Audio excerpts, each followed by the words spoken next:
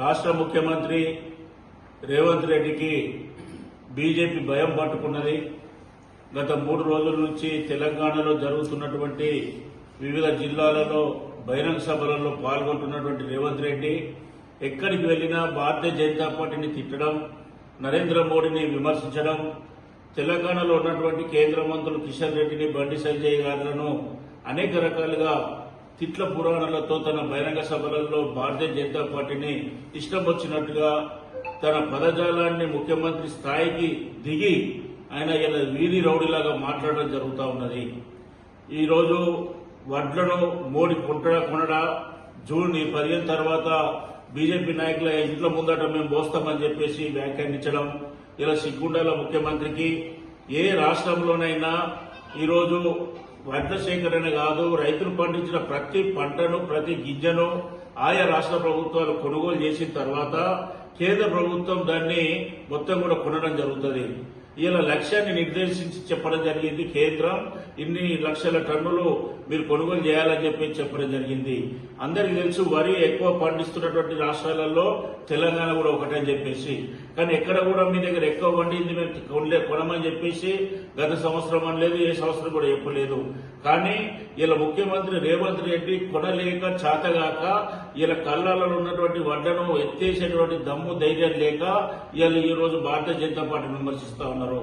ఇలా మా నాయకుడు ఇవాళ బీజేపీ శాసనసభాపక్ష నేత అయినటువంటి ఏలిట్ మహేశ్వర్ రెడ్డి గారి నాయకత్వంలో తెలంగాణ రాష్ట్రంలో ఎమ్మెల్యేలు, ఎంపీలు, బీజేపీ చెందినటువంటి అదేవిధంగా ఎమ్మెల్సీలు అందరూ కూడా కలిసి మొత్తం రైతు భరోసా, బీజేపీ భరోసా అనేటువంటి ఒక కార్యక్రమాన్ని తీసుకున్న తర్వాత మంత్రులందరూ కూడా జిల్లాలకు కదిలిండ్రు.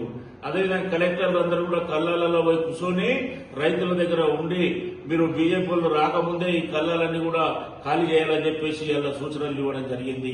మరి ఇవాళ లోపల భయం పెట్టుకున్నటువంటి రేవంత్ రెడ్డి ఇవాళ ఇష్టం వచ్చినట్లుగా మాట్లాడడం ఇది తగదని చెప్పి భారతీయ జనతా పార్టీ హెచ్చరిస్తా ఉన్నది.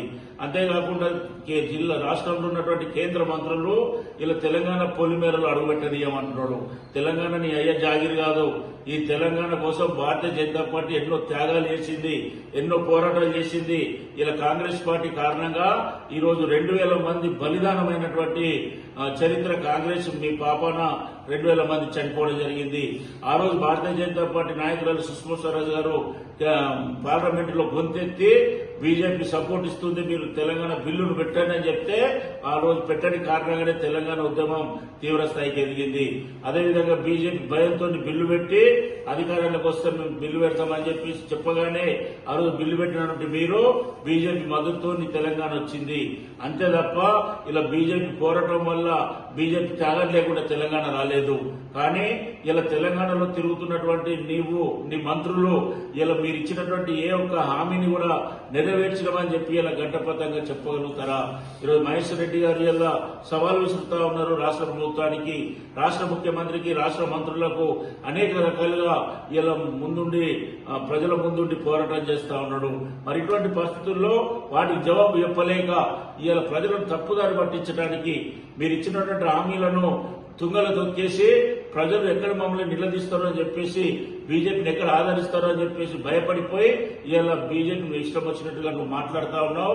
రానున్న రోజుల్లో గతంలో కేసీఆర్ గిట్టనే వాగితే ఆయన ఫామ్ హౌస్ పరిమితం చేసిన ప్రజలు ఇవాళ నువ్వు ఇట్లనగిన మాట్లాడుగిన మార్చుకోకపోతే, నువ్వు ఇట్లనగిన ప్రవర్తిస్తే రేపు నువ్వు కొడంగల్ ఫామ్ హౌస్ పరిమితం అవుతావు.